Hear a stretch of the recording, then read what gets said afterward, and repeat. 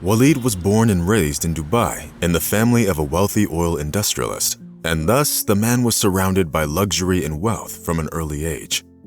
He was a very attractive man whose main virtues were honesty and nobility. The man was taught by the best of teachers from Europe and the United States. When Walid came of age, he decided to go to the United States to study finance at one of the most prestigious universities in the country. Much to Walid's disappointment, his parents made arrangements to marry their son with a girl from a wealthy family, as is customary in their country. This happened when Walid was 5 years old and had a very vague idea what marriage and family were. Therefore, when the man decided to leave the country and go study in the USA, his father reminded him of his obligations. "Son, you need to get married as soon as possible. Trust my experience. Fatima will make a wonderful wife and mother for your children." But Walid didn't love her, so he replied, "Father, I respect the culture of our country and honor the traditions of my ancestors, but I don't believe in marriage without love." Since the man spent a lot of time in Europe and the United States, his views on arranged marriage were categorical. However, after long arguments and admonitions, the parents managed to convince their son that he needed to fulfill his duty. Sighing sadly, Walid agreed to honor the family tradition and promised to fulfill his obligations on the condition that he would first graduate from the university, and only then would he tie the knot. Frankly, Fatima wasn't all that excited and didn't have any illusions about the upcoming wedding and a happy family life either. The young people were simply too different. The young woman realized that she had no common interests or goals with Walid. But on the other hand, Walid and Fatima knew that if they were to break their promise, they would certainly and deeply upset their relatives. Despite all of this, a strong friendship developed between the young people, which survived the distance and time difference. They emailed each other and talked on the phone a lot.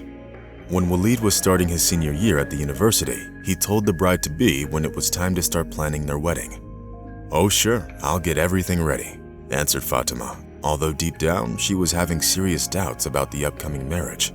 Hearing her response, Walid was taken aback for a moment. As if it were up to him, he would gladly give up on this venture.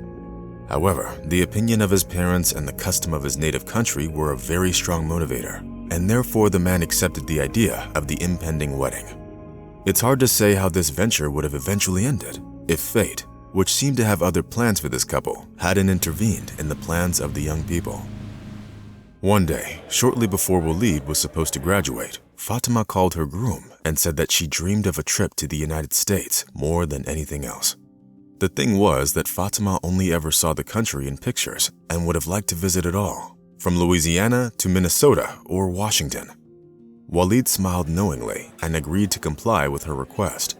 This was partially due to the fact that the young people were planning to move to the United States after the wedding and build their life there. Therefore, Walid took Fatima's suggestion seriously and volunteered to organize a tour for her so she could visit the most significant places in the country. The bride decided to take this trip with her aunt because it was more fun traveling together and the flight wouldn't seem so long. Unfortunately, they never made it to their destination. It was raining that morning, and on their way to the airport, the travelers got into a terrible car accident. The road turned out to be wet, and the driver lost control of the car and swirled into oncoming traffic, where it collided with a heavy-duty trailer. Fatima died of her injuries before the ambulance arrived. It's hard to describe how the grief-stricken Walid was. In one instant, he lost his bride and his best friend. Even though the couple didn't feel true love for each other, they did feel some affection and have developed a strong friendship. Fatima's death came as a very heavy blow for Walid, pushing him into deep depression. This tragic event shocked the young man so much that he told his parents that he wasn't going to return to his homeland, but was going to stay and work in the United States instead.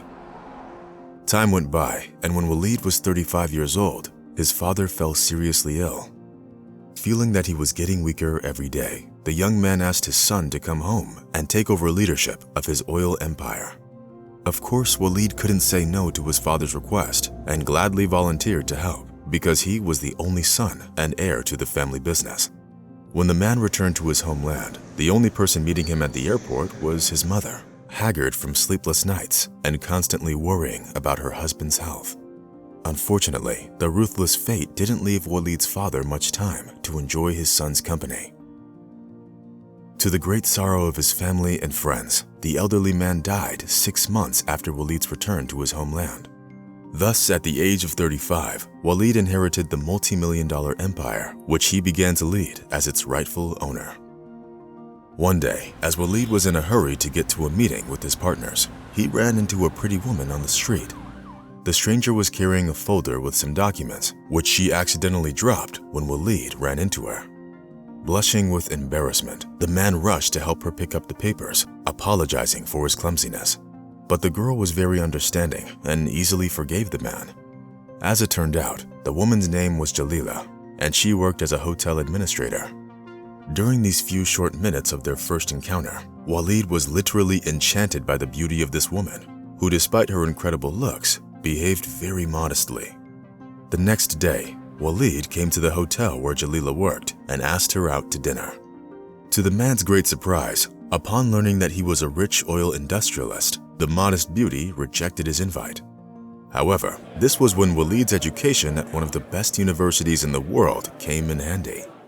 He used his knowledge to convince the woman that different classes and social status were complete nonsense, invented by arrogant people with overly high esteem. After much persuasion, Jalila finally agreed to go out with Walid. Needless to say, this dinner became the starting point in their rapidly developing relationship. It was after this dinner that Walid and Jalila started seeing each other almost every day. Despite the fact that the young people came from different social circles, they were good together. Ashamed of her poverty, Jalila rarely talked about her family, and Walid, understanding how she must have been feeling, didn't ask any questions. He only knew that her parents had passed away, and Jalila kept quiet about the rest of her relatives. The relationship between the young people developed so quickly, and it was so romantic, that a year later, despite the disapproval of Walid's mother, they got married. Friends of the groom's family often talked about them behind their backs. The poor girl was very fortunate. She pulled out a lucky ticket in life. But Walid is 16 years older than her. What kind of love is that? It's just greed. But the loving husband didn't pay any attention to all the rumors and snotty remarks, because he loved Jalila very much and couldn't imagine life without her. The mother kept telling the man, "Walid, she is from a poor family, and she only wants your money." But the young millionaire just brushed her off and believed his wife's every word. But when his personal driver also voiced his concerns regarding this matter, Walid got seriously alarmed. The thing was that Jalila asked the driver to take her to the same place outside the city every day. Moreover, the driver had no idea who the girl was visiting since he never left the car. However, he couldn't exclude the possibility that there was another man. Walid frowned as jealousy sparked up in his soul. The millionaire came up with a solution almost immediately, and he got to implementing his plan right away. Walid put on the same clothes that the driver was wearing. He also put on a wig and some makeup to make him look like the driver. The next day, when Jalila asked to be taken to the same place again, it wasn't the chauffeur who was driving the car, but her millionaire husband wearing makeup. As the driver said, the destination was outside the city. Having asked the driver to wait, Jalila went inside the nondescript house that looked very suspicious. Walid sat in the car for about half an hour and then got out and pulled the door handle, decisively coming inside the unknown house. Needless to say, what the man saw there turned his life upside down. Tears came flowing down Walid's face, involuntarily washing off the makeup. When he came in, Walid saw Jalila spoon-feeding a decrepit old man lying on the bed, whose hands were twisted with age and arthritis. Unable to keep up the ruse, Walid took off his wig and wiped the rest of the makeup off his face. Jalila looked at her husband in surprise and then understood everything without words.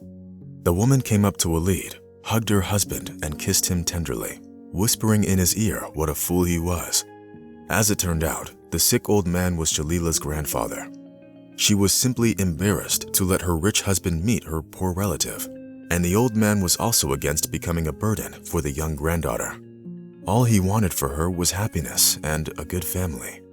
The story Jalila told her husband touched him so much that he insisted on taking the grandfather home with them right away.